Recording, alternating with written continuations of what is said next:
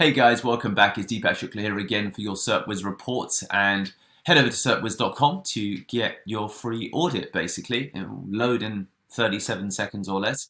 So basically, if you've seen this and you're wondering what the hell is this, max potential first input delay really marks, in the worst case scenario, how long it takes for users to experience a response based upon trying to interact with the website. So this is like your worst case scenario, that it will take 760 milliseconds, like a third of a second for you to click, pop.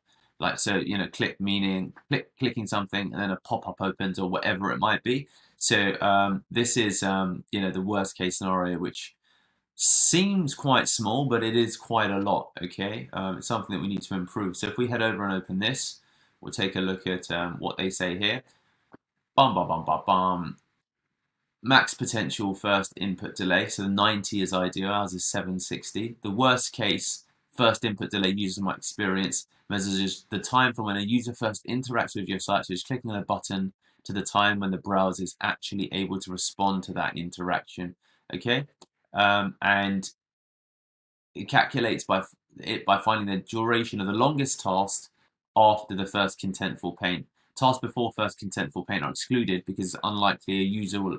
Basically, you're not going to interact with a page when nothing's on the screen, even if stuff is already working. So it's after the first contentful paint, after the FTP, fundamentally. And again, green means your page performs better than 90% of websites. Our website certainly does not. Like, we're terribly slow. And if we go into here, the worst case scenario between a user's input and the browser's response, and it does this by analyzing the main thread. And again, if we go to what it is and how to optimize it, let's head over to NitroPack. We know what it is, and let's have a look at what they say about I think it's about optimizing it, which is bum bum bum bum bum. Let's have a look what they say. Measuring it. We spoke about how to optimize it. Long JavaScript tasks can clog up the main thread, so JavaScript is usually the main problem, as we've discussed. Here are a few other things. Delay or create non-critical third-party. Delay or remove non-critical third-party scripts using web workers, which is interesting, without affecting the main thread. So I've not heard of web workers before until now. So I'm going to just copy that and pass that on to the team. Idle until urgent approaches lets code run and during the idle periods or when the resource is requested.